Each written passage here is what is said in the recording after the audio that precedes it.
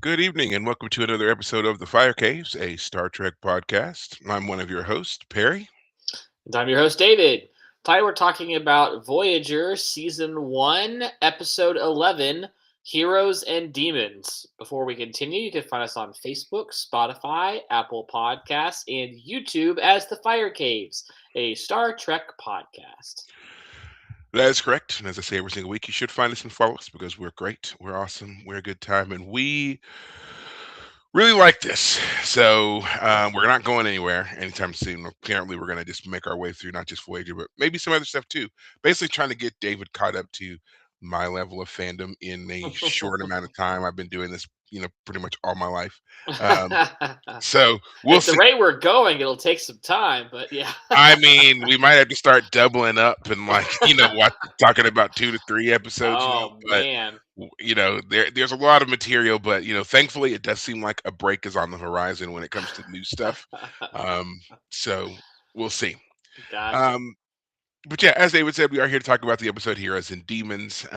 Interesting um first season bottle episode for Voyager. Of course, we're going to get into all that, but before we do, I'd like to give ourselves a little bit of a check in from our previous week. And so, David, how has your week been? Week's been good. Finished. I guess I did finish the Children of Blood and Bone book. Really? By the time, yeah, because I started. It's funny. I started Rand Paul's book, The Case Against Socialism, and I know you know more. You're more. You know Rand Paul a little better than the average individual because you used to live in Kentucky. You know someone who used to live right Yeah, next to him or something like that. yeah. My a good friend of mine, his they were neighbors, Yeah, and so I used to go over to their house all the time. Of course, there he Rand was was. right there. Yeah, Yeah. yeah. I like this book. It's The Case Against Socialism. It's a uh, good book about the subject. I think Rand Paul is a quirky individual. I think most people will agree at least on that. So it's I mean, it's a word that can be used to describe him. It is yeah. definitely a word. Curmudgeon is another one, but Yeah. but So, anyway, I've been reading that as I've been reading it, I've been chuckling because I knew as soon as I mentioned it, it'd be like, yeah, Rand Paul, by the way. But anyway, so yeah, doing that.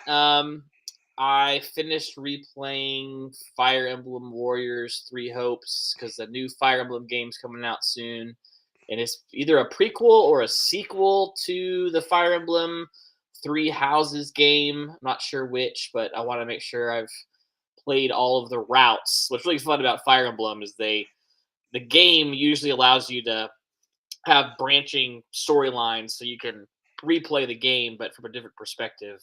And these games have not only three different routes normally, but each route near the end has a split in the storyline, so you can basically play each route twice. So a total of 6 playthroughs. I've played it through 4 of the playthroughs now, so I intend on playing that some more. But other than that, just working. Works good. Really good day yesterday. Today was a bust. Had people in, but no bites. But mm. yesterday was a good one. So but yeah, that's me. What's up with you? Well, it's just so funny that you talked about, you mentioned Rand Paul. Hmm. Like I said, he lived next to a good friend of mine and used to go over to their house all the time and so forth. Turns out uh, that friend was actually here in town, Oh wow. and we were hanging out and actually brought that up and talked to him about it and that whole situation, and I was just like, yeah, your dad's still kind of like local homegrown hero for me for what happened. Um, and he's actually thinking about, well, he is going to, at that time he was thinking about moving here. Now when that time has passed, he is going to move here, so Okay. um, my friend should be living here within the next month or so that'll be awesome. Other than that, I've been spending a lot of time still doing my workouts, of course, but also working on writing projects. It's been kind of like just bubbling back up. It's something I really want to put more emphasis and focus on. I kind of do this weird on and off phase with that, and then it becomes like super important that I get as much done as possible. So that's where a lot of my focus has been. I have not been um, reading as much Mm. because I've been focusing on that, but I'm trying to figure out a way to kind of make it work. It's difficult because I'm also such a fan of TV, of course, and I like to watch shows and break them down like we do here, and Right. I do commentary on some other stuff, so there's just not a lot of time to really do everything. So it's looking like I'm really going to have to give that up, the sitting and viewing things because there's so much that I want to do, and that is so incredibly passive, just sitting and watching, and Right. that's what's getting in the way, I feel. So maybe take a little little TV hiatus. After Okay. this coming week though, because it's we got May the 4th and then Revenge of the 5th and the Return of the 6th and all that stuff. So I gotta get my days in and then go from there. So once that's over, probably take a little bit. uh, yeah. Okay. All right. So then hopefully I can just power through like you did, and I'll finish up Blood and Bone, and then we can go ahead and talk about that, and then dive into the next James S. A. Corey book in their newest series. I'm pretty Yeah. excited about that. Um, Yes. I have been, as I've been working on my own writing stuff, I have been going back and reviewing writing of favorite authors that that have, and they're on my list. And so I obviously I have all of the Expanse series. I flip through those periodically. I've got several. Um, wow, I just forgot his name just that quick. James Patterson. Yeah. Several of his books as well that I've been reviewing, and of course you gotta hit your go tos, your Stephen Kings and so forth and so on. So I mean, it's just like just trying to like keep different writing styles like in my head, and the things that kind of make them interesting. Like for Stephen King, it's for me anyway, it's his incredible attention to detail. He describes a scene so well, it's almost like you're watching it. Right. I really, really enjoy that. I feel like for James S. A. Corey, they handle time scopes well. So, like giving you a frame of reference of a time period, I feel like Okay. they do that very well. Right. So I find that to be an interesting takeaway that helps me to kind of just stay informed on how I want to do my own. Because again, I'm a fledgling sci-fi writer myself, and so having a frame of reference for your characters and where they are and all that kind of stuff in time really helps. And when you're doing your own world building, I find, at least for me, that can be a very hard subject to come across with any kind of consistency, because sometimes we have a natural way in which we talk and view the world, and when you're trying to present a future world, sometimes you can forget and you might make a reference or say something or whatever that does not fit in the world you're building. And I Hmm. feel like they do a really good job of I mean, yeah. presenting a cohesive picture and Right. allowing you to move forward in the world they've built. And Right. that's kind of how what I'm trying to keep in mind when I'm writing my own stuff. Not a Obviously not a plagiarism issue, just a I like how they frame things. Keep that Right. in mind on how you frame your own stuff. That same kind of clarity and consistency. So Right. yeah. Yeah.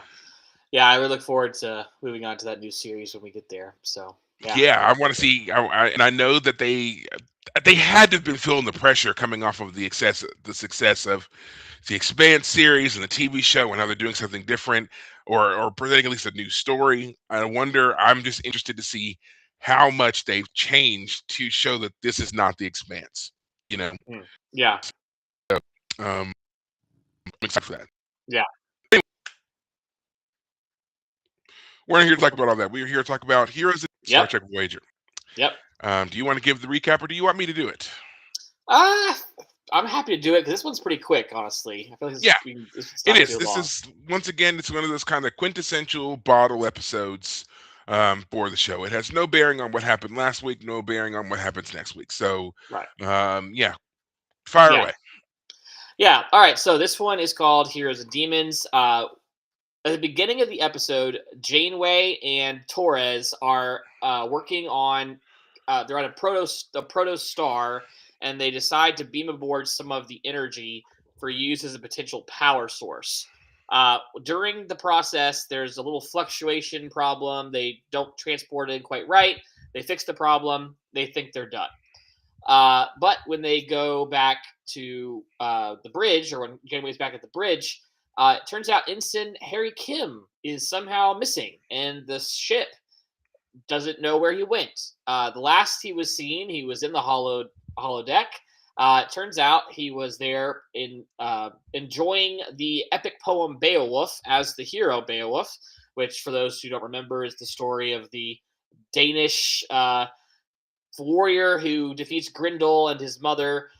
Not important really for the episode, but the crew is trying to figure out what happened to him, and so they descend Chakotay and Tuvok into the holodeck because they can't seem to figure out where he is. There's some weird energy stuff going on, and when they get in there, they realize that it's malfunctioning, and they're worried that they might not have, like, the safety protocols aren't working.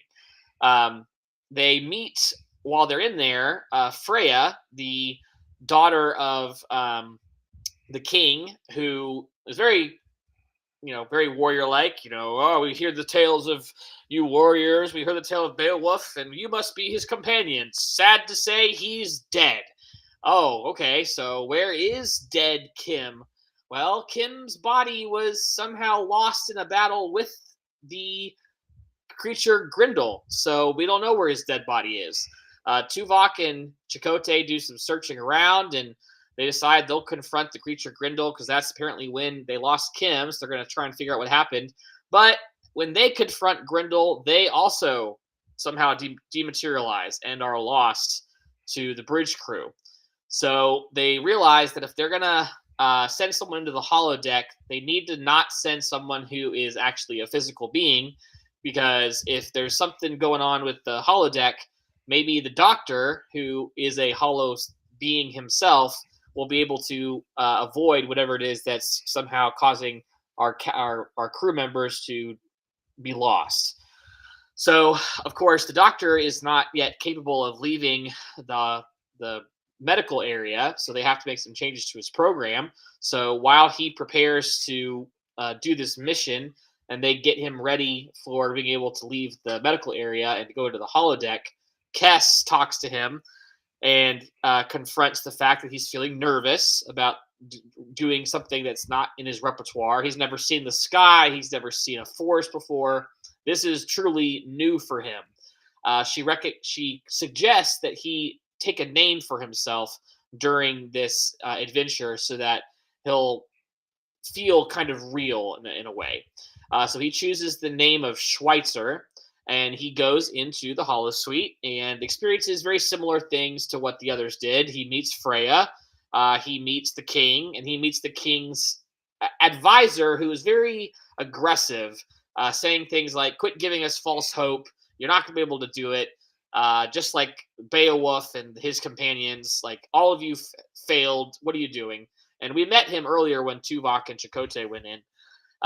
But Freya is a believer. She believes that Schweitzer, who has, proven himself to be, kind of a doctor of sorts, when at one point he, makes himself de-solidify during the fight with the advisor, she fully believes in his magical abilities to win.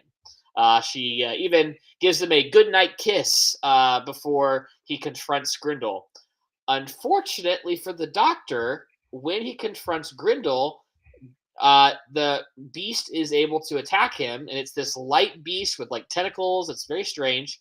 And so they beam him very quickly over to the medical bay, where his arm is missing, where it had been touching him.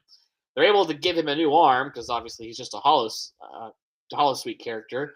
A hollow person, if you will. And so they replace his arm, and they're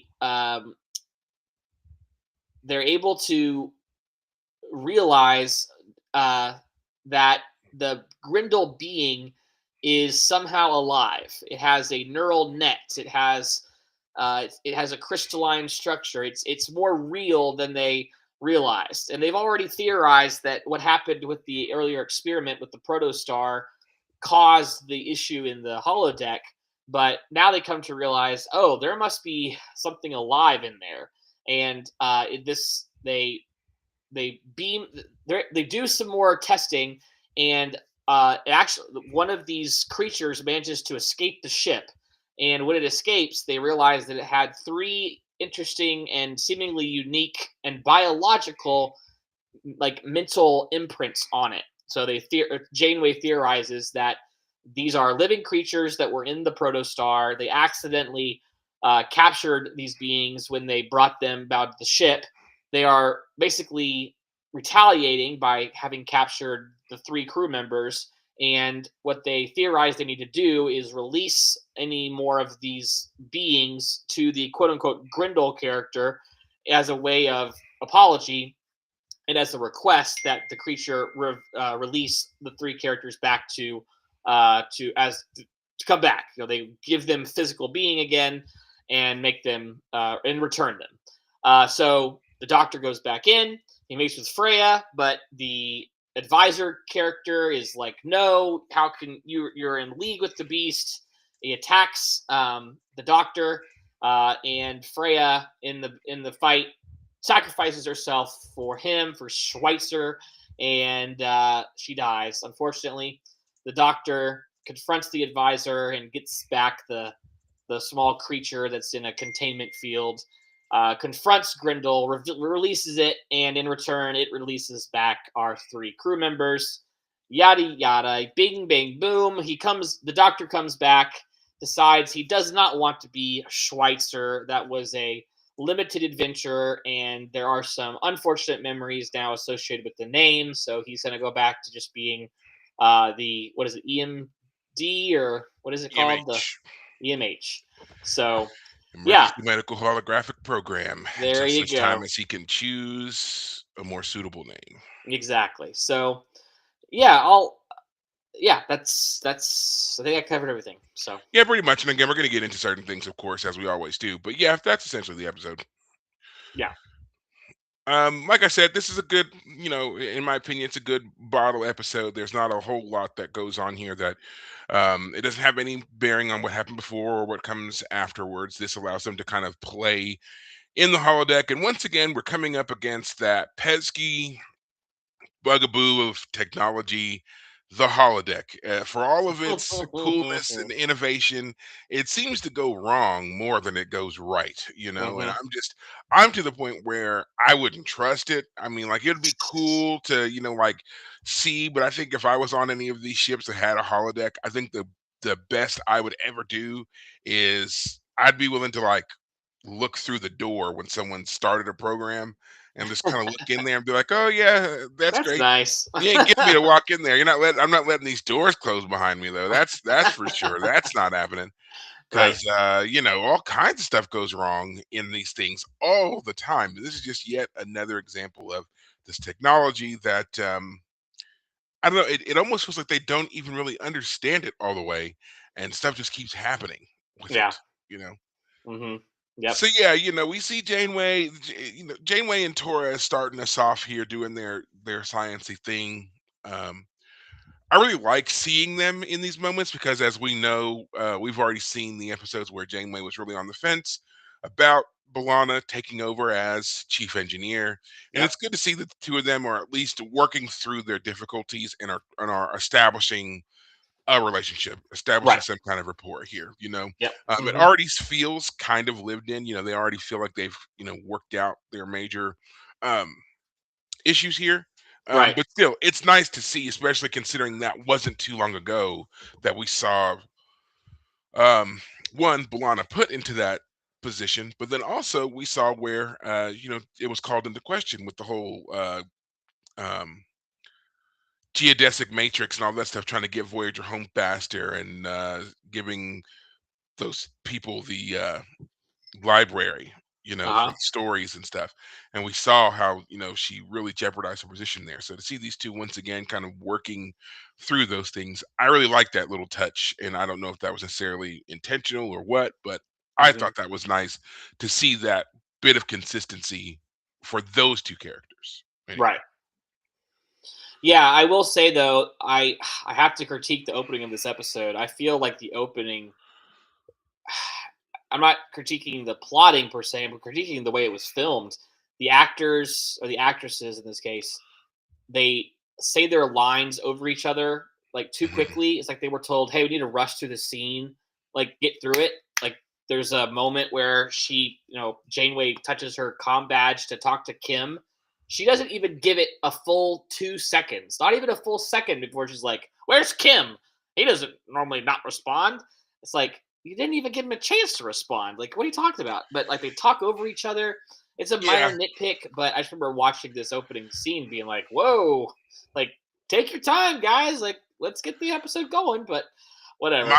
my my nitpick of the scene was their explanation for why they were doing the experiment. I didn't agree. They were Okay. like, "We this could be a new energy source. It's going to increase our energy by 15%." And Janeway just seemed so happy about this 15%. And then B'Elanna was like, "Well, my estimate is maybe even 20. 20." And I'm like, Yeah, but "You're she says doing it the so fast. Yeah, right." go ahead. But she's like, but in my head, I was like, "Y'all are doing all this for 20%? Like really? Like what's your long-term goal here? What's the, is this a 20% that's going to be sustainable for the next few years?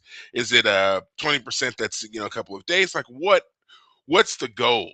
They don't explain it very well. And then the fact is I feel like they were a little too um nonchalant about it. It's like, you Right. guys, you realize you're 75,000 light years from home, right? That's going to take you a long time to get there.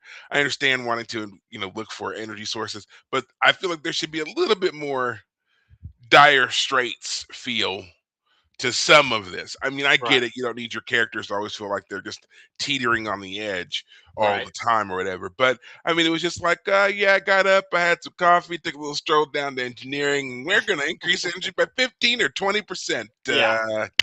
See you at lunchtime. Like that was the feel that I got right up until, again, the Harry situation. And yeah, you're right. So it's just like, well, Harry was on duty 4 hours ago. He's been off duty. He was scheduled to be in the holodeck, and I was like, that's a remarkable level of like reporting. Like you Hmm. knew all this stuff. Um, and then yeah, she's like, he doesn't respond, and she immediately jumps to computer. Where's Harry Kim? And this is like, Yeah. what an invasion of privacy. Like, you're just gonna search the guy out. Like, what if he was, you know, hooking up with somebody in someone's quarters or whatever, and they hadn't decided to be, an official couple yet. Now you done, broadcast his Well, business to all of engineering. I mean, I'm just saying it's possible. You know, where is Harry Kim? And then since he didn't answer, and now you know where he is, you send Tuvok down there to figure out why he didn't answer, and Tuvok catches them all, Mr. you know. Kim, while I do appreciate that conjugal visits are appropriate or Right. allowed, it's like what?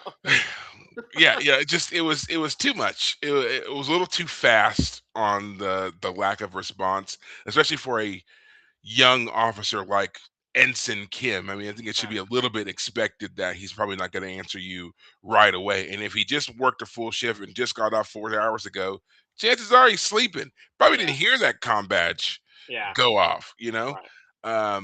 It's just that's what that kind of the lived in experience that doesn't always translate well in Star Trek. They make everybody seem like they're just so 100% committed, dedicated to this job that there's never a time when they wouldn't respond. But come on, everybody needs a little downtime.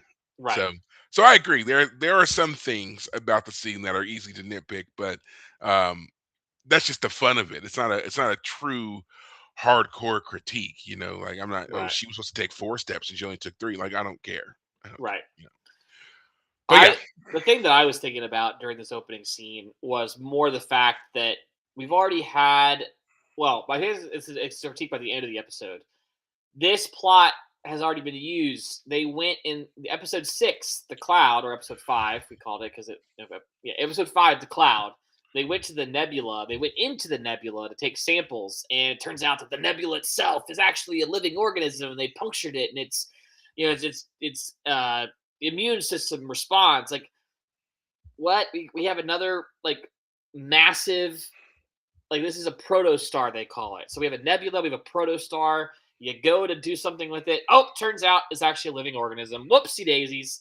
Um, like it's fine. Like it's not a huge critique. It's just a minor one of like, all right, boys, you've used that plot now. Don't do it again.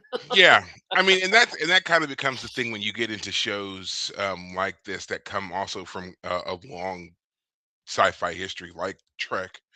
I don't think they realize it that they start to recycle certain aspects of storylines. Uh-huh. The main focus of this was them getting into the Beowulf mythos. That's what was the driving factor here, and they wanted there to be a way to do it, but also put their own little spin on it, and so that inevitably is going to end up with anomaly of some kind because there's just not a whole lot of time to deconstruct such a epic myth as Beowulf and come up with a truly original take that you can tell in 40 minutes, Right. you know.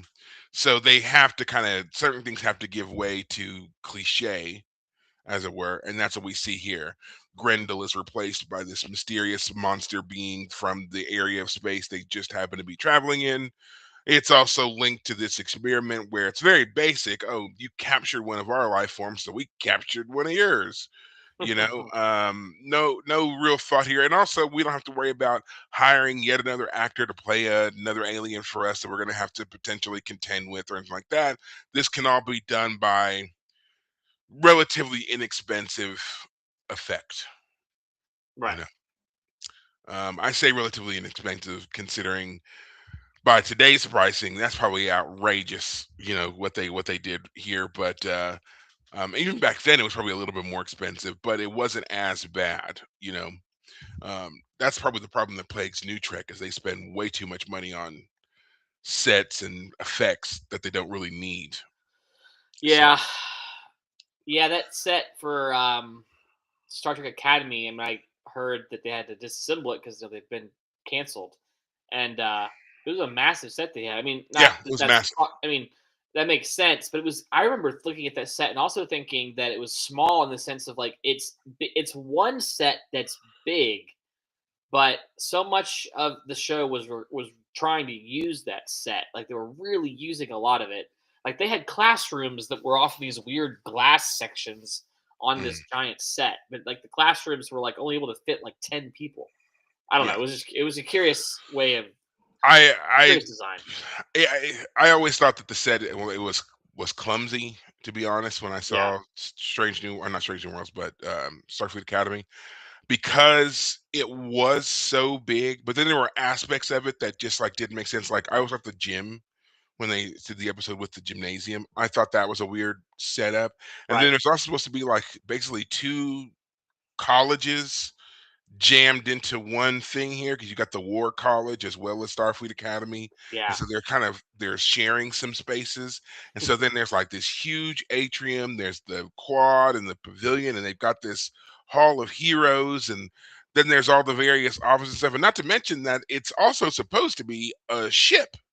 Yeah. So at any time the Athena could literally take off. And Right. so then you've got a bridge and you've got engineering and you got all these other sections as well that need to be, worked Yeah. through in here with all these science stations and science labs and classrooms and dorms and all the rest. It was a lot. And I feel like they were trying to do a little too much. They Yeah. wanted to have their cake and eat it too. Yes, you're Starfleet Academy, but you're also a ship. So when we need you to, we can send you out into space and do really cool things, Right. you know. And then everything was super shiny. Like everything is shiny. Like just everything is shiny. Shiny. And it's just, you're gonna slip and fall and fall through the floor or cut yourself or both. A lot of that. Like there's something to be said about a dull matte background and carpet. All right, Right. it gives you a more of a cozy feel instead of that highly sterilized, very cavernous, vacuous spacing that we get from the other stuff. So Right.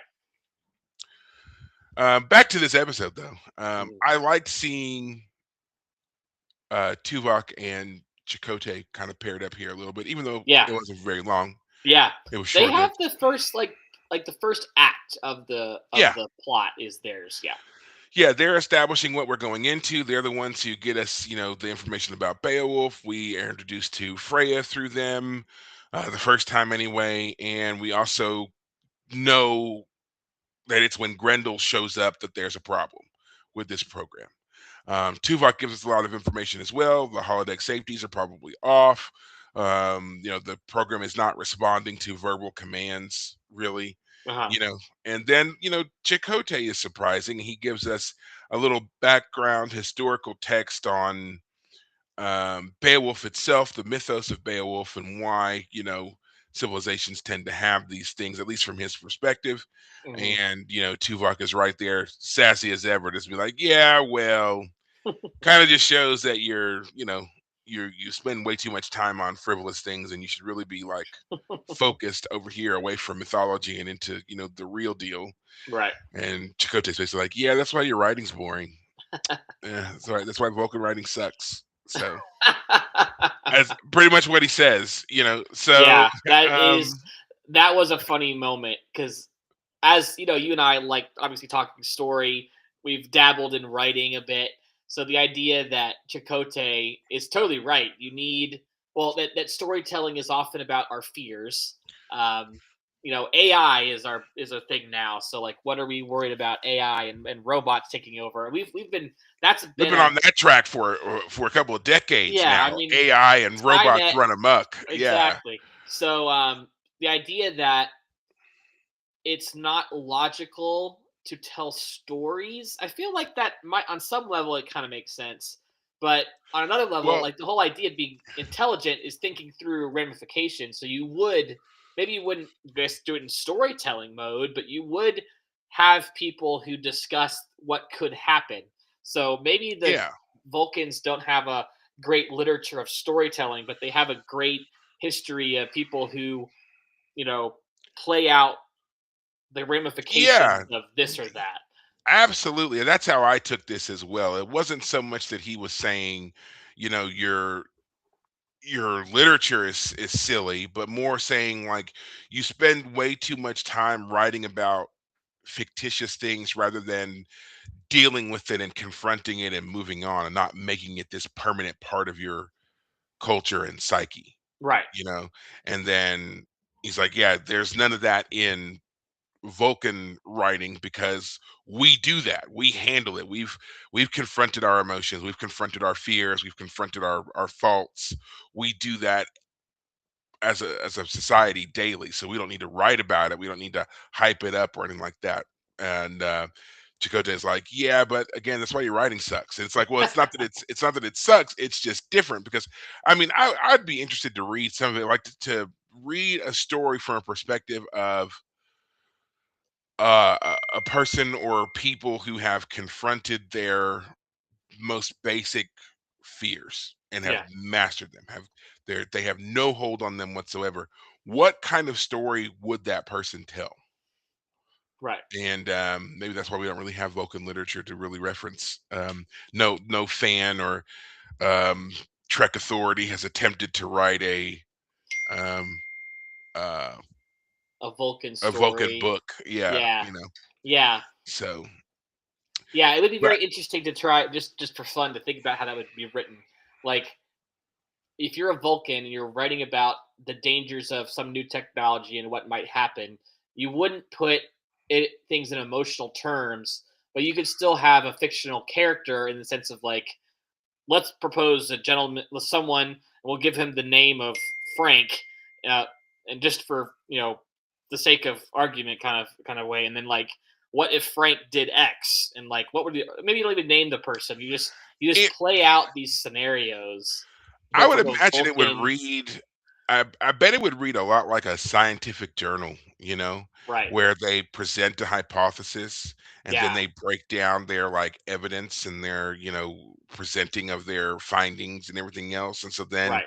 they reach a conclusion at the end. And it's just like, even though this has not happened yet, we're basing this off of the logical progression of these things, you Hmm. know. So I mean, I can see why that would be boring. Have you ever read a scientific article? It's not exactly, gripping page turner. But I Yeah. mean, again, highly insightful and informative. Yes, they can be, but Right. I could see why somebody would definitely call that dry, clinical, boring, even. Well, So. yeah. So let's ask you this: do you think the Romulans tell stories because the Romulans obviously being an offshoot of the Vulcans and don't eschew emotion per se? What do you think? Yeah, I mean, there are. This is to get into a little bit more of that, um, lore canon area. And a lot of this stuff is from books and stuff that I've read that are still officially recognized as canon or whatever. But they do talk about that the Romulans did keep a lot of ancient myths and legends and stuff alive. But then Right. also they start to transition, and they do this weird thing where instead of relying on, I wouldn't say weird necessarily, but instead of relying on scary boogeyman myths, they just start talking about real people that did horrible things. And it's just like, but they do it in a way that it's like, it's almost with a sense of admiration. And it's like, we know that they did this because either A, they were super successful and we're here because of it, or Right. B, they were so bad, we use them as an example of Oh. a terrible, like like it's never what they did was wrong. It's the fact that the way they executed it was awful, and we don't ever want to be exposed in such a way. And that explains why the Romulans they become more paranoid and secretive over time, and Right. like to exist in the shadows, because like all their lessons are all about how the most successful people were ruthless but silent, and we didn't find out about the many moves and machinations they did until way later, you know. Or here was a person who again was very ruthless, and their plan was okay, but they were exposed early. They were short-sighted. They fell to their own hubris. Like those are their cautionary tales. Right. Kind of the same things that we do, but in a very negative light, right? Like we tell people to be nice, be kind, be humble, whatever, and we give examples of why and why not. They do kind of the same thing, but it's just, yeah, it's, if we were to hear their stories, it'd be more like, you guys are talking about that? Like, you're really gonna hold that one up there? Okay. Yeah. So, but yeah, like, and you can find a lot of this. There's a lot of different books that talk about these the split between the Romulans and the Vulcan people and how they established their mythos and where the Mhm. Romulans and the Remans come from and all of that stuff. I shout out the book Spock's World all the time because I feel like it's like the definitive one. If you're looking for like a basis for foundational Romulan Vulcan stuff, you should read that book. Which And book then is it? there's like, it's called Spock's World. It was Okay. written by I believe it was DC Fontana, um, who again is like one of the OG writers of the original series. And then there's another series of books, and it's called The Sundering, and that deals more in detail with the exodus of the Proto Vulcans from Vulcan, who will later become Mm. the Romulans, the Remans, and there's actually a third offshoot group that, while influential, was incredibly short-lived. So. Hmm. Um, I would definitely check those out if you're interested at all. The third group, I forget what they were called, but they were really kind of like, it's like a tragic end because they were just, the worst of the worst things possible happened to them. Hmm. And it was just, it made them ruthless and almost to the point of being like crazed fanatical. And that's what led to their downfall. But it was like a series of unfortunate events, but like the worst kind, like the just absolute worst stuff. Like the one thing I remember is they were captured at one point and forced into this kind of like arena where they were um, made to kill each other with their bare hands. Oh. And yeah, and it's like it talks about this went on for a while until like the few that were left were just like kind of savage, feral creatures capable of like they would move really fast and they could rip out throats with their bare fingers and stuff like that. So Right. well, it was awful. It was pretty awful. So, but yeah, if you're interested, check those out. Gotcha. I'll take a quick detour myself for a quick second Yeah. because we're talking about Romulans and such. Um, so I in addition to the books I've been reading, I also like to read snippets of like full, political philosophy books. And right now I've been reading Machiavelli. So I read The Prince recently, and I moved on to his other book, which is called The Discourses, which is a much longer book. The Prince is only like 90 pages long, and people talk about how it's like a ruthless book, but not Machiavelli was not interested in like being tyrannical per se. He did have a the ends justify the means kind of philosophy, but with the caveat that the ends absolutely have to be good and have to be met. Like if you fail to meet the ends that are you're trying to achieve, then your means failing just are doubly as bad. And the thing he's most concerned with is because he lived in Italy back when Italy was, a fractured, all these little, um, state like Venice and Nation states. nation states, exactly. His philosophy was that basically political stability is important, and it doesn't matter so much how you formate your society as much as you maintain political stability. And it also does matter which form you take in terms of your political structure, because if you have a badly organized political situation, then it will collapse easily. So he talks in very neutral terms or even seemingly positive terms about things. Starting, and the reason I bring up the discourses, which I'm reading right now, is because it's about Rome and the Romans and how they got started under Romulus. The original mythology of Rome is that Romulus and Remus Hmm. founded Rome. And I didn't know this, but a part of the mythology is that Romulus killed Remus at one point. They were apparently Romulus was proposing that they build Rome on a one particular hill. I guess Rome is considered to be on seven hills, and his brother was suggesting a different one, and his brother was making fun of him, and so he killed his brother. But that's considered kind of a good thing in the sense that his brother was wrong, and he had to prove his point to the fact that he would kill his own brother to make the point.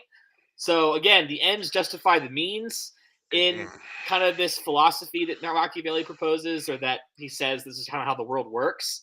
So it's very curious how I'm enjoying reading it because it's just a different way of thinking about the world. Because he's basically like, morality is good. We should definitely hold to morality, but don't be surprised when things don't end up in a moral universe. You got people acting in quote unquote immoral ways.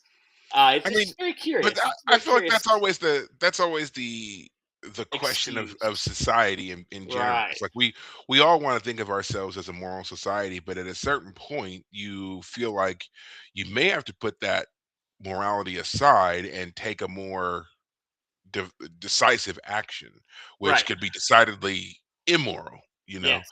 And so, at what point can you truly, justify taking a life? And I mean, we do a lot, of looking the other way when it comes to like military engagement or whatever. But for the individual living within a nation state, a city state, whatever you want to call them, whatever, when Hmm. someone is coming after you and is Hmm. trying to stop you in such a uh, ultimately a very personal way, at what point is it okay for you to abandon your morals to Right. take them out so that you can achieve this greater good? So I Right. always thought that was kind of the question that um, Machiavelli is presenting. I remember when I covered this, or was I went through this in both high school and college, Hmm. and that was always the thing that stopped me short. Was this is like, I mean, we all want to say we're very moral people, but Right. that was always the last question that was asked. Like, would you kill someone to uphold your morals? And it's like, but if you're a moral person, wouldn't killing someone be a no-no for you, Right. basically?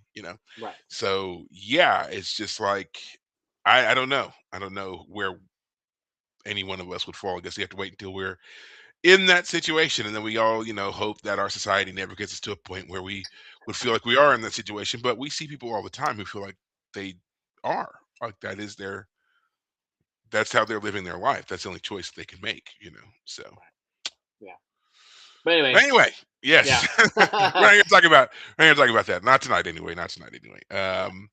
So Voyager now knows that something is amiss with the holodeck. They Mhm. need someone to go in there and, you know, kind of give us more information. And the only person who can do this is our doctor, our Right. emergency medical hologram. Now, they give him complete control over his program. He can alter his fields as he needs to so that he can interact with the environment or not interact if that's what he so chooses. And so, yeah, he does. He goes in, he meets Freya, he meets King Hrothgar, he meets his aide, who's a jerk. And, you know, then he has his first run in with the monster that is Grendel and loses an arm. Um, Yeah. this is the first time that we've seen the Doctor out in the world, as it Mhm. were. And even Cass is like, "Hey, this is the first time you've been able to do any of these things, so I want you to be prepared somewhat." Um, I liked it. I like seeing this character that we had kind of, I wouldn't necessarily say forgotten about, but had been quickly became used to only being in one area, suddenly Mhm. doing something different. But my nitpick for the Doctor here is the eating scene when he gets to do the banquet, and he's Mhm. got the giant drumstick of whatever that's Yes. supposed Oh, to be, that was a funny and little scene. Yeah. yeah, and he's just tearing into it, and he's just smacking his nom, nom, nom, nom, Yeah. nom. It's like, come on, man, like just a couple bites. I don't need to hear the rest of the over exaggerated eating. Let it go. Yeah, this isn't a critique of the episode, it's a critique of the acting there. Yeah, you know, like I mean, absolutely, and it's so funny because like a lot of these people that are, you know, the actors here for the show, they all have pretty good acting chops. You know, like they have a lot of, you know, history of other jobs and things like that that they've done. You know, so it's not like these are just totally fresh out of, you know, actor school coming in and doing this. Right. So to see them be so silly, one Uh-huh. dimensional, whatever is kind of bad, you know. Right. I did read some of the behind the scenes stuff about this, and apparently they just really loved it. They thought that, you know, Robert Picardo did a great job hamming it up for us here and making everybody laugh. And Yep. I mean, considering this aired in 1995, maybe that was you know, it felt different then, but you know, it's one of those things that I feel like kind of aged poorly here. Mm, You know, I right. mean, some humor can truly be timeless, and a joke in the 30s is still a good joke. But then there are things like this. It's just kind of like that's more annoying than, at least to me, more annoying than it is cute, funny, Mm, whatever. right. Um, What did you think of them using the Beowulf myth here? So like they talk about this is the first time they've really been able to dive into Norse mythology. We've seen other mythos come up in Star Trek, but a lot of times they like to create their own instead Mhm. of using anything that's truly Earth based. Like we won't see Egyptian mummies running around or anything like Mm. that. But in this instance, they were like, you know, the writer for this one really wanted to do that myth. So did Oh, you is that know right? anything? Yeah, Oh, okay. yeah. So did you know anything about the Beowulf myth? And then what did you think of their kind of take on it here for this story? I think I don't remember what year it was of high school or even middle school, but I'm pretty sure at some point I studied the story of Beowulf, but I couldn't tell you a damn thing about it in the sense of like I don't remember any details. All I Oh, know is that Grindel's a monster, but he defeats him, but somehow goes down and fights Grindel's mother or something. I don't yeah, remember. yeah, It's one of those really ancient stories, so it's really bizarre and just doesn't really it doesn't feel like if Chakotay's point is that stories are kind of about the storyteller or storyteller's culture's demons as the episode's called, then that culture is so far removed from our current one that it just doesn't jive. So I don't remember any details of it, but I do. It's like one of those things like I vaguely have touched upon.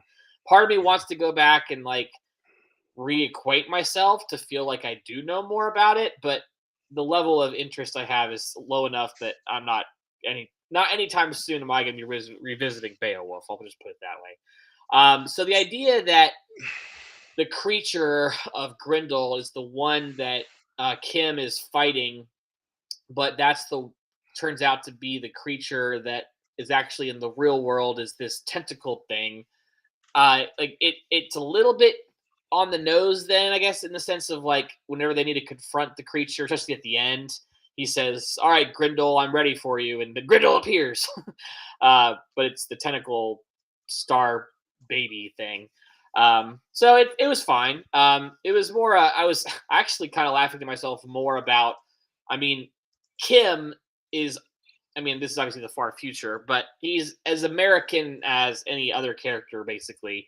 So if Beowulf is a story that the future America still teaches, and Kim was an American, then fine. But part of me was like, well, I mean, why don't we have Kim? I mean, is he Korean? Is the actor who replaced Kim Korean? Is that am I I remembering believe that that's correctly? correct. I believe Like, that's correct. I don't know if Korea has a story that would have fit in. I mean, I know you said now that it was the author of the episode, I guess Noreen Shankar, who wanted to tell a story about Beowulf, and so Mhm. Kim was our choice. But it's interesting. Kim barely appears. He only appears at the very end to say what happened, basically. Yeah, and um, actually, that's like a great failing that Garrett Wang, who plays Harry Kim, he talks about as well. Like he really enjoyed aspects of this episode. Like he got to dress up in the Viking period clothing, and mm, he talks about how much work they really put into giving him this very lavish costume that he only got to do 8 minutes of filming in, and he only has the one line. And right, he even says that like as an Asian individual, it's very rare that he gets selected to do period pieces because again there weren't Asian Vikings, right, so he doesn't get to do those kind of things. So he really liked the fact that he got the opportunity to do it. Just wish that there had been more of him being able to do things in costume with the mythos and so forth, and he just missed out on that. I agreed with that. I felt like they missed an opportunity to kind of put a different kind of spin on the Beowulf myth, hmm and I would have enjoyed seeing like maybe Kim is stuck in the holodeck and kind of falling back on that old trope of being stuck in there, and the only way to solve your problem is to um, finish the program, and that Tuvok, Chakotay, and even the Doctor are now roped into the program and have to help Harry, who is playing the titular character Beowulf. They have hmm to help him to complete the task, or else the program yeah, will end. I would have liked seeing that kind of episode, but right, again, that's something that has been done a lot in yeah. Trek. So I could see why they were trying to do something a little bit different here. Yeah, this episode turns into an episode about the Doctor, but as we've basically pointed out, it doesn't happen till basically the second act, which is after Yeah. the second commercial break. Which again is fine, but you're right. It would have because the Doctor goes on his mission by himself. It's not an episode where our characters get to connect and interact, other Right. than obviously Whereas the Tuvok other and episode that Chakotay. I was proposing would have given us a chance to see these characters interact with each other for the first time. Right, Tuvok, Chakotay, Harry, and the Doctor all having to, rely on each other's knowledge and strengths, and getting to right, know each other through this shared experience. right. Um, Now, I would say, like, I knew a lot about the Beowulf myth. I did cover this in, Mm, again, both high school and college. There was a movie that came out that they redid. It was a CGI movie that had Angelina Jolie played Grendel's mother in it. So it was like a yes, CGI rendering of yes. her in the movie. I was gonna say I remember hearing of that movie, but Yeah. and knowing that she was that character, but that's like all I remember of anything at all. Well, But keep going. I had a professor who was like obsessed and wanted us to go and watch this movie, but he did not want us to do it unless we knew the Beowulf myth. So we spent a lot of time going over it just so that we could watch the movie. That movie is vastly different than the story that you can actually read, and Hmm. there have been a lot of liberties taken with the story of Beowulf over the years, but that's another thing that we didn't really get to see in this episode. We didn't really get to see them do anything on it, any like a unique or original take on it, which I feel like is a miss here. Right. Um, the monster being of Grendel being replaced by this photonic creature or whatever. I'm Hmm. fine with that, but I wish there'd just been a little bit more um, that kind of played up the monster aspect instead Mm. of it being this kind of Light misunderstood being. photonic Yeah. being, right? And then there's also no mention of Grendel's mother, which Grendel's mother plays a very big role in the story of Beowulf. So I thought that was a miss as well. They could Right. have done something there to give us another character to explain things, or just another view of that world that we just never really get to see. So, Right. but again, it's you got 42 minutes to tell a story. You're trying to encompass this 8th century poem, Hmm. and yeah, you also got to worry about your audience and their attention span and their ability to grasp the concept. And there's only so much you can do. So, I mean, I get it, but if you're going to borrow from this kind of mythology, you need to do a better job of paying tribute to it, Right. and it's possible you can do it, and we know that because we've seen the episode of Next Generation, Darmok, when Hmm. Picard has to go Yes. and he relates the tale of Gilgamesh to the Darmok captain, Yeah.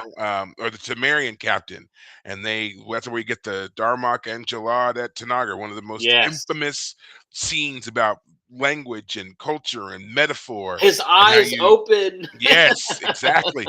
It's such a great episode for how, language and story can unite individuals and Oh yeah. share information Hmm. when you have the proper context. Picard went into this thinking that this guy was going to attack him, was going to kill him. He was, fearful a bit here Right. until they were able to relate story and figure things out Right. and come out of it with a little bit better understanding of each other, even though the Temerian captain He's killed in the died. process. Yeah, it's Yeah, the one critique almost of that episode is like you were doing this to teach Picard how to share your language, but you did so in such a risky way.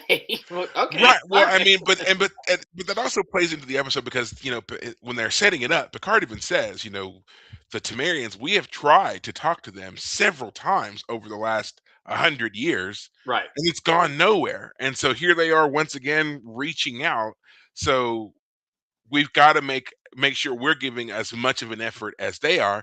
And then this guy dies to do it. Hmm. He dies to make sure the mission succeeds. So Right. yeah, absolutely kudos to this captain, and so like again, it just makes you appreciate the myth even more. And I love that scene where after the captain had been injured and he's trying to explain a little bit more to Picard, and Picard's finally piecing it together. And they're sitting by the fireside at night, and he's getting it. You can see him making the connections, and then he starts to relate the story of Gilgamesh to him, Right.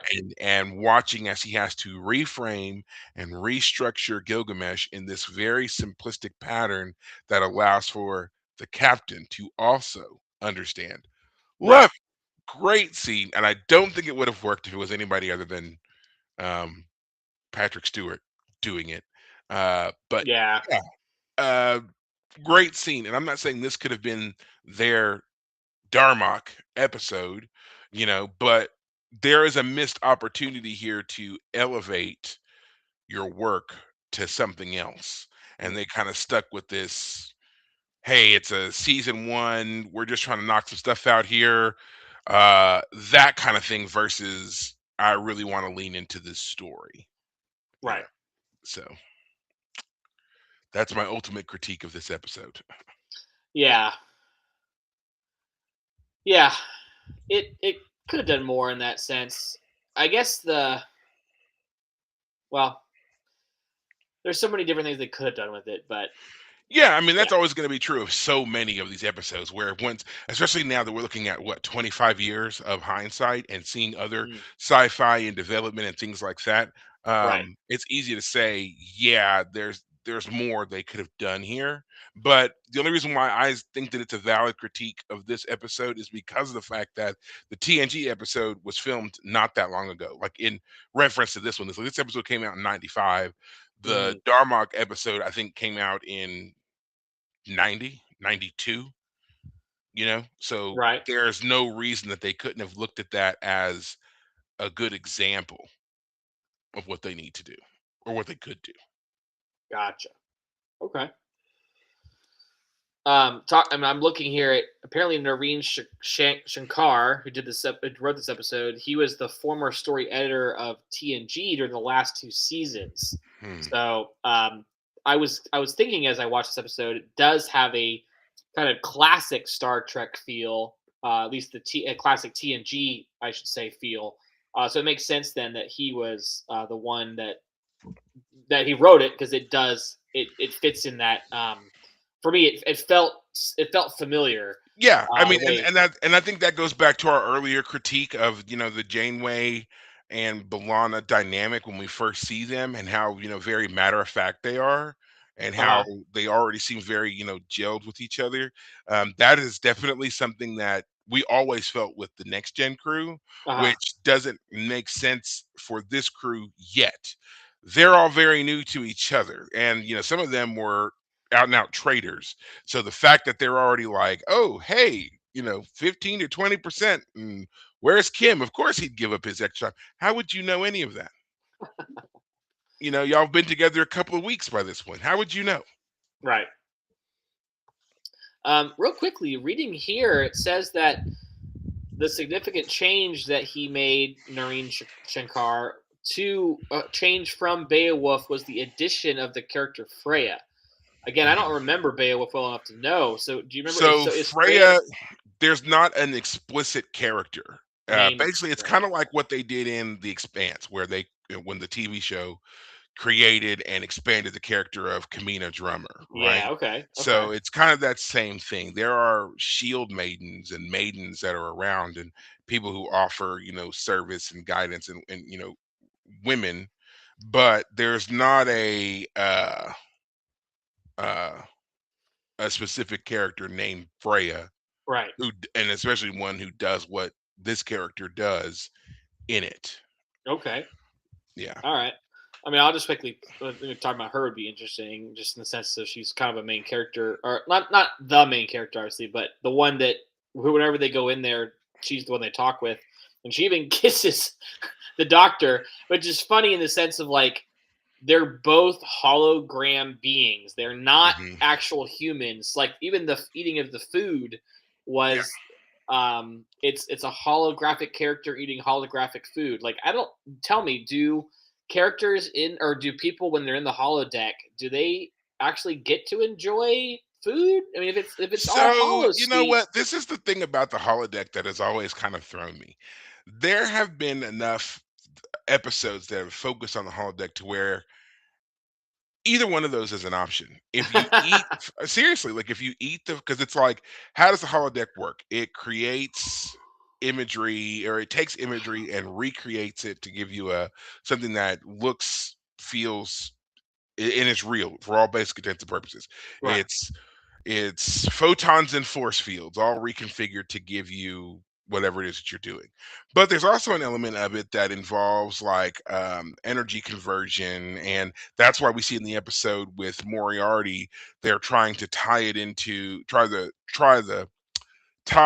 holodeck into the transporter, because they feel like it's an outgrowth of that technology, and that there's the element of matter conversion to energy and back again that's missing, that would make it possible for you to beam something from the holodeck to the transporter platform.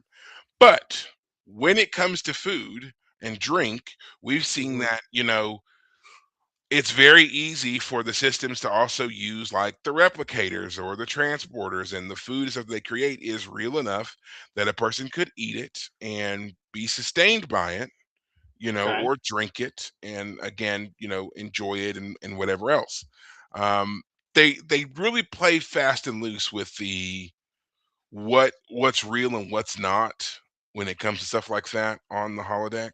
Right. Obviously, the people are not real, but is the food replicated and brought in here? Like, what is like? They don't ever really say. Well, it's curious that we talk about this because at the beginning of the episode, when they're, or well, I guess throughout the episode, when they're realizing what's happening, but earlier on, I feel like this is, well, no, I guess, anyway, at some point, Janeway points out that holodeck technology is an outgrowth of transporter technology because it's Hmm. the changing of energy and matter.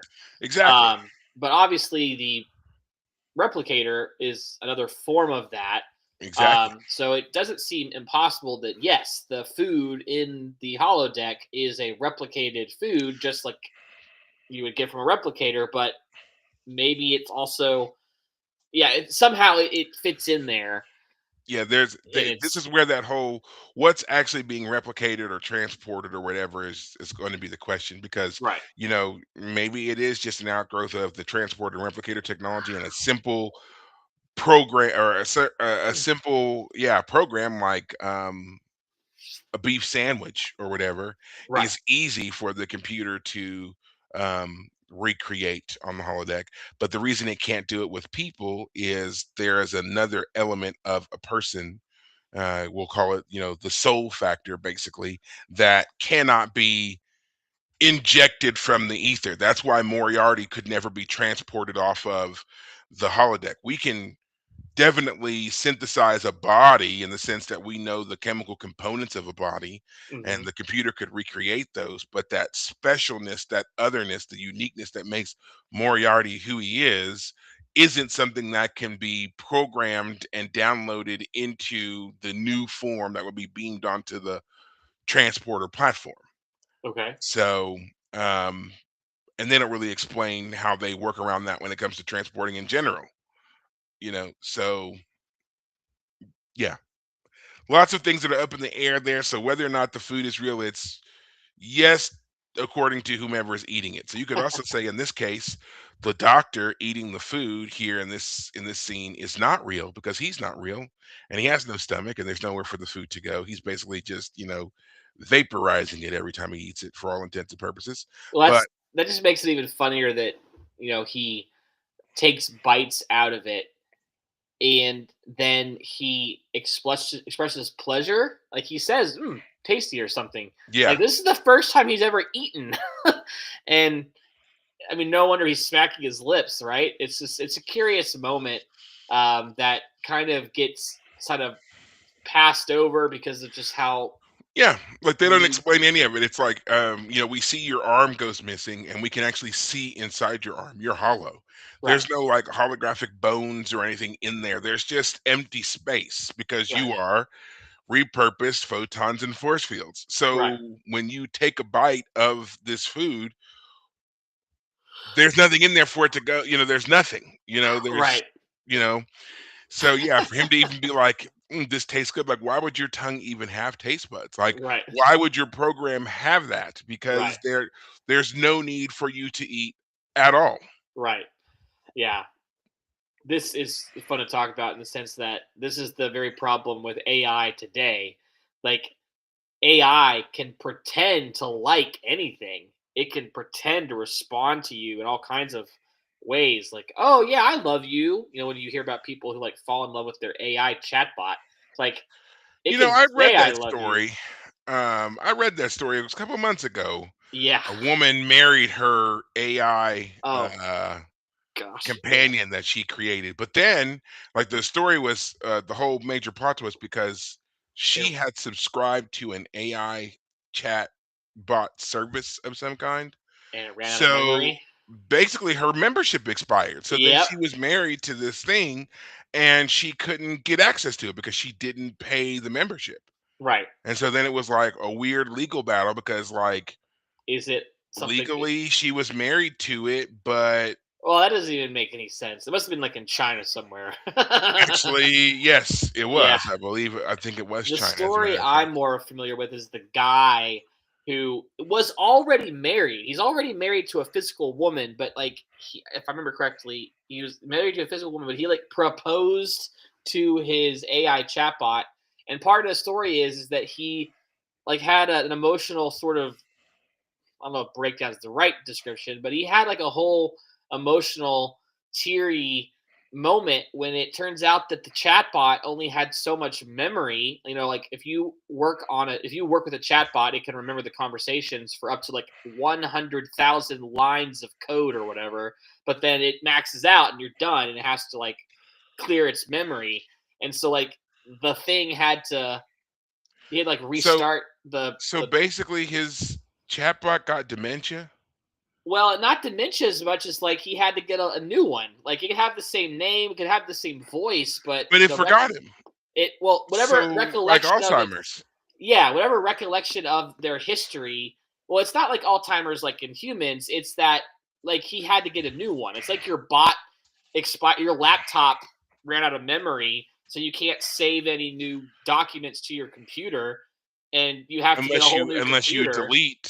delete Well, old stuff. exactly, but like the problem is like it doesn't just delete parts of itself. Like you have to delete like the memory is Ah, gone. You have a new okay. memory. So it Well, might be the same computer, might have the same voice, might talk to you the same way, but it technically, it doesn't know you. It doesn't remember your history. well, again, it can pretend. That's the whole funny thing about it. Is it can talk Well, to you like, "Oh, I remember that conversation we had," but it totally didn't.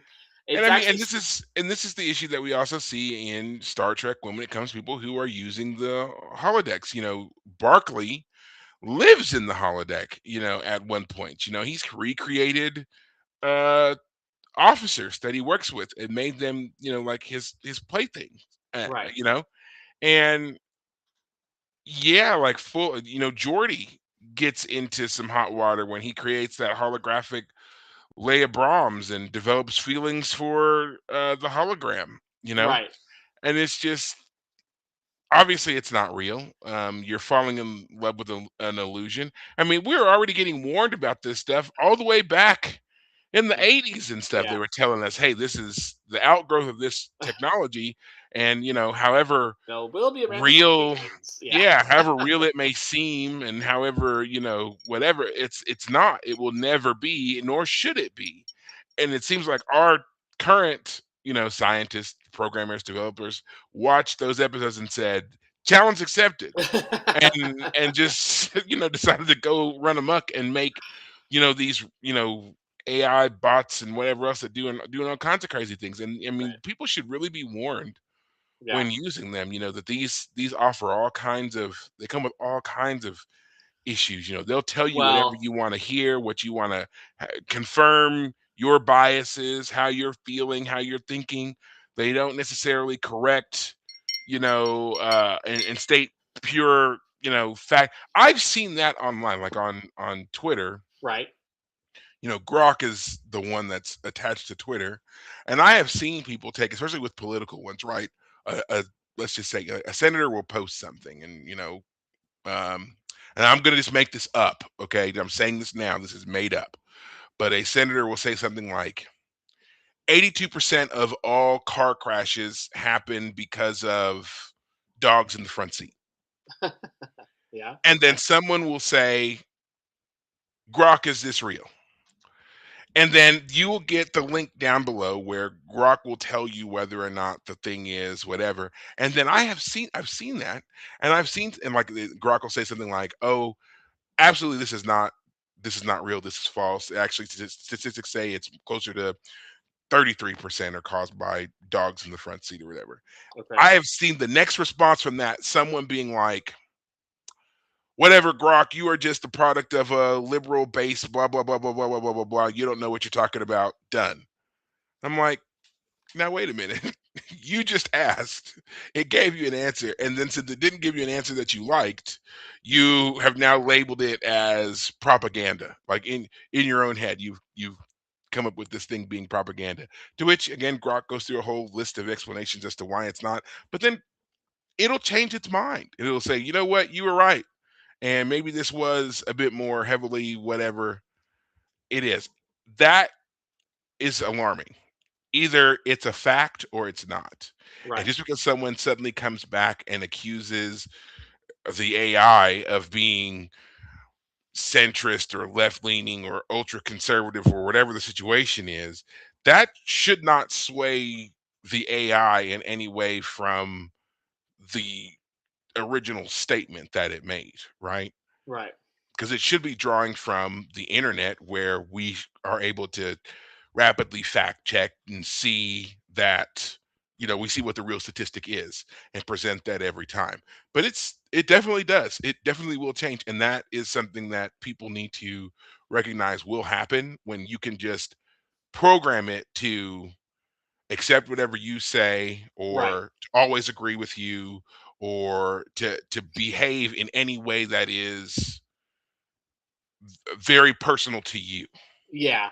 Well, certainly, yeah, you should, because it's just a computer, you shouldn't treat it as alive or real. I know it's Right. funny talking about it in terms of Star Trek because it's kind of the opposite of what Star Trek kind of is, kind of like teaching, if you will. But there's a interesting video I saw recently of a guy talking with AI.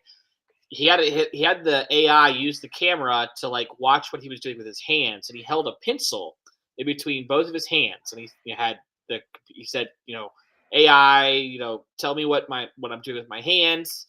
It said you have a pencil in your hands. And he said, what do you expect will happen when I release the pencil from one side? So he releases it, or the chatbot says it'll swing down on like a pendulum, like it'll fall, but you'll hold it here at this point, so it'll like swing down. And Mhm. the guy's like, that doesn't make sense, but okay. Here I'm releasing one side of the pencil, and he's asked the chatbot what happens. It's still holding steady because he still has it in his hand.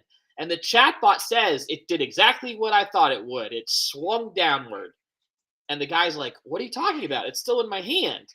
And like Mhm. he like makes the chat bot like relook at, okay, what is it doing? It's still in your hand. It's still perpendicular. He's like, so you like lie, how, like, are you wrong? Like you could see it. You had the camera. You could tell what it was. And at some point, it stopped really paying attention to the camera, but it was saying that things were happening as it had expected. It was just weird. Um, Yeah, it's I not. saw one that was similar.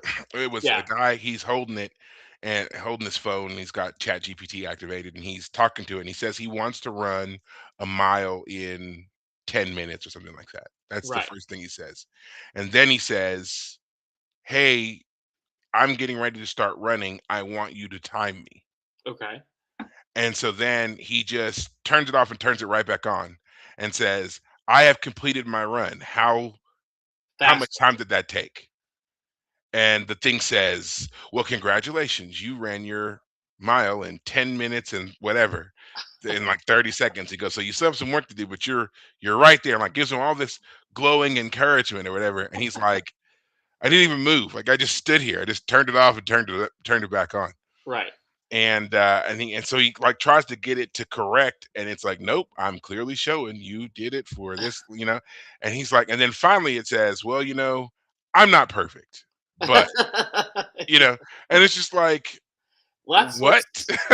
that's what's so funny about this technology, because it's not actual AI. It's just predictive text models. Yes. So If you tell it you're going to, or that you want to run a mile in whatever, and right. then you say you're starting and then you say you're ending, it's probably going to assume Right.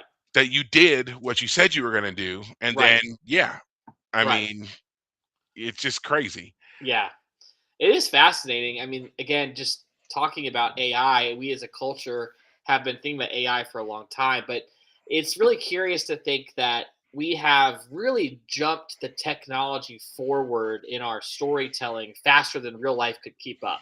Like, when was the Terminator, like, apocalyptic future supposed to happen? Like 2010 or something? Like the Yeah, it was movies. supposed to be soon. Yeah, Um, are we past that point now? Like, we haven't got anything close to it, and I'll have it to was. look it up because I mean I don't remember that timeline very well, but I think that we're like right on it. Like it's supposed to Right. be now. But I mean that's always the case when it comes to sci-fi things. I mean, I was watching uh there was like a little documentary that they did, and it was like, you know, and it was like the year 2000, and they showed this, black and white image of the year 2000, and there were floating cars and whatever else. And I was like, yeah, we didn't have any of that in 2000. We ain't got any of that now. Yeah, You which know, 2029, for the record, is the uh, year of it coming back. So we got 3 years left for the apocalypse to still happen. well, on that note, I will say that while it's not accurate, the one that is the closest is Star Trek.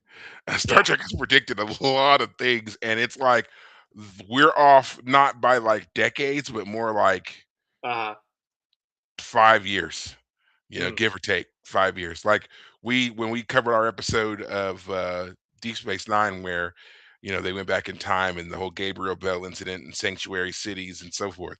We were dealing with sanctuary cities then right, in our own world. Now, were they set up in the extreme conditions of what was shown in that Trek episode? No, but that's still what we were calling them. That was the term that they were given, was sanctuary cities, right, and issues with mental health and regular health care and jobs and um, supply and demand and scarcity and so forth. All of that was covered in that episode, and we were dealing with it in some form or another right then while we were doing right. that. So yeah, Trek has been pretty good about some things. So take that with whatever warning or grain of salt you want, because also according to Trek, we're due for a third world war that decimates the population before warp drive is invented and the Vulcans show up. So, you know, uh, just be aware.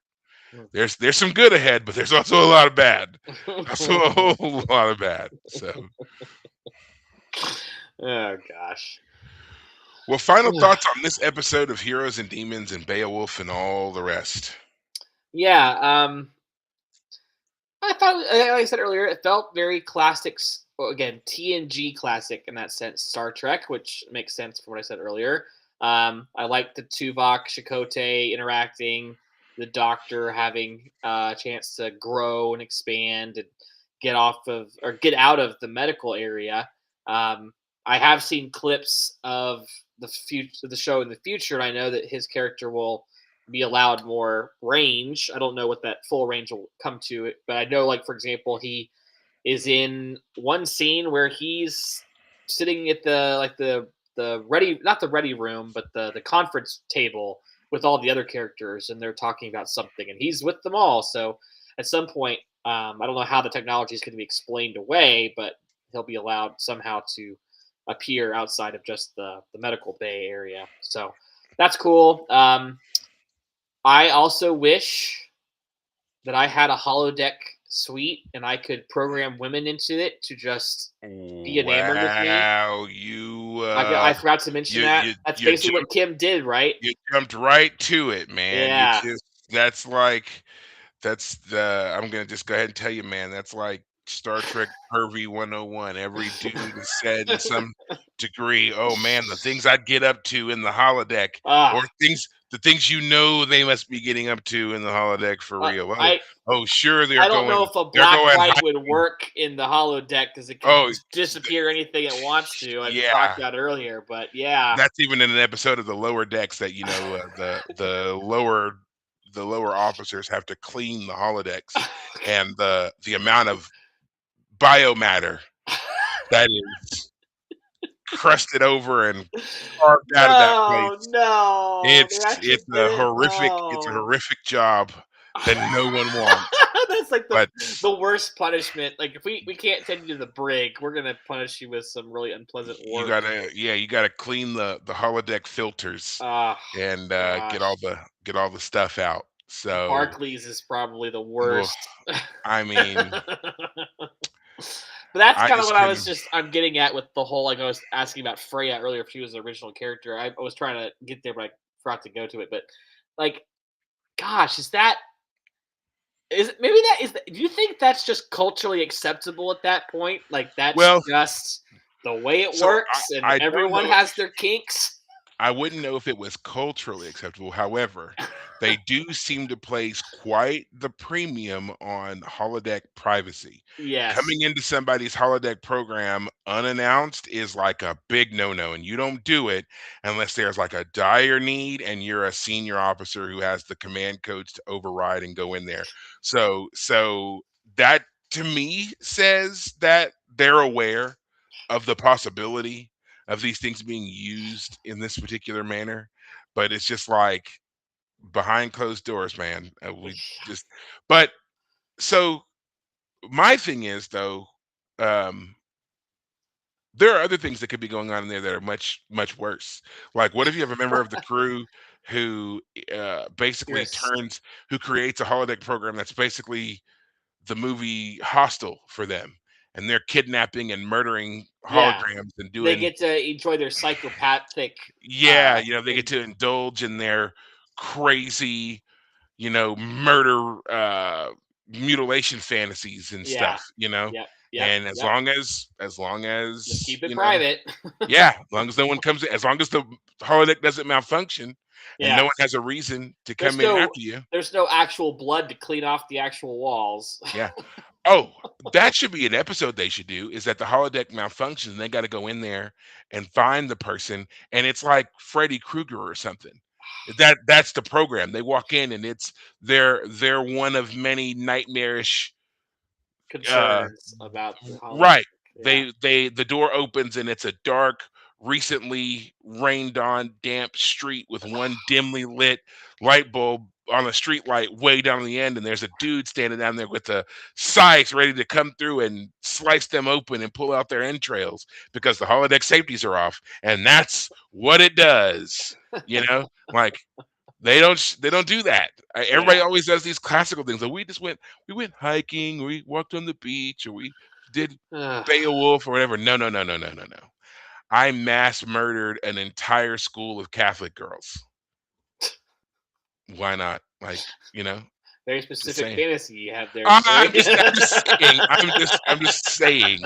There's just something that they could have, I'm just saying that there's another side. There's another side to this that is never talked about, never Yeah. covered, and Yeah, I of just all feel the like, horrible come things on. that can happen, it's only insinuated and it's only sexual and it's only in they can't Or they're how like about, you're reproducing real people in yeah, there well, yeah, like somehow. Barkley. Barkley has a problem with Riker, so he made Riker short and stupid in his Right. holodeck program.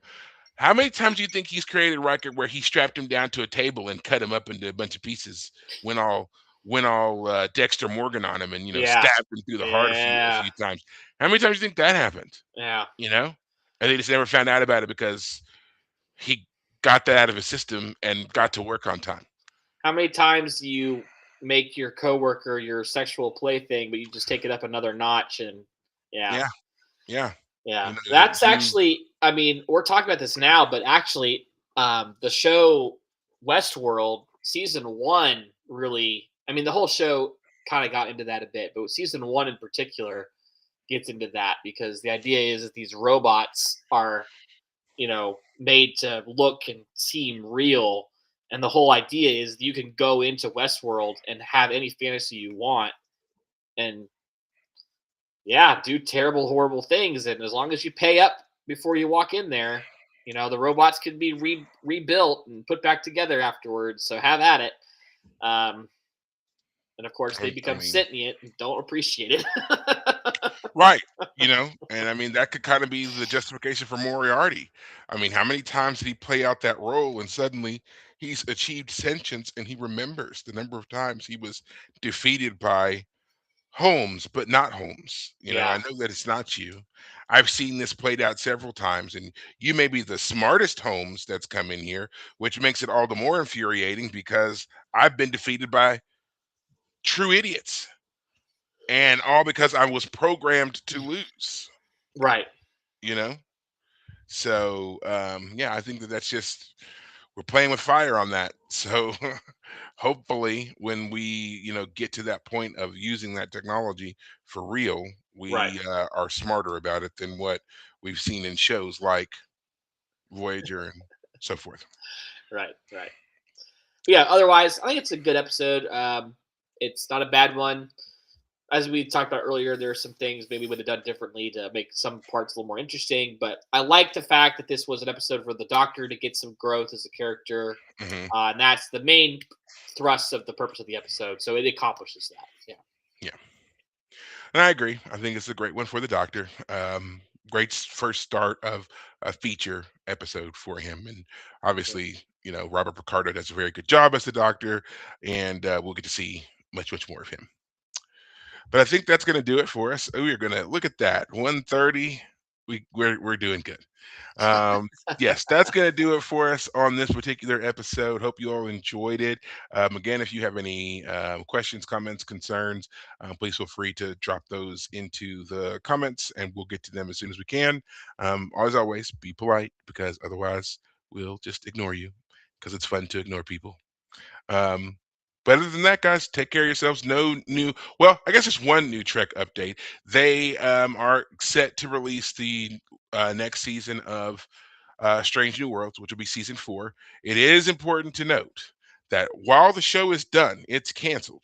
They're just now getting around to releasing season 4, and there is a season 5. So there is at least, but there's no Trek in production. So even though all Trek production has finished, we still have seasons 4 and 5 of Strange New Worlds, and we have season 2 of Starfleet Academy to get through before there is truly no Trek. So some people have been worried about the fact there's no Trek on slated for production for anything, But I mean, there's at least 3 years right there that it gives them time, basically, before they have to really go into production and pump out something. Do I think they'll sit the full 3 years? No, I don't. I think that Trek is too much of a cash draw for them right now. So I think that they'll just let us get through at least 4 and 5 of Strange New Worlds before we hear the announcement of a new Trek movie of some kind. Right. But I do think um, Trek on the small screen is done for a while. So I think that movies will be where it's at for a bit, and then who knows? Right. Well, all right, guys. Again, that's going to do it for us on this episode of the Fire Caves. If you want to send us anything, you know how to do it. And so until next week, take care of yourselves. Thanks, guys.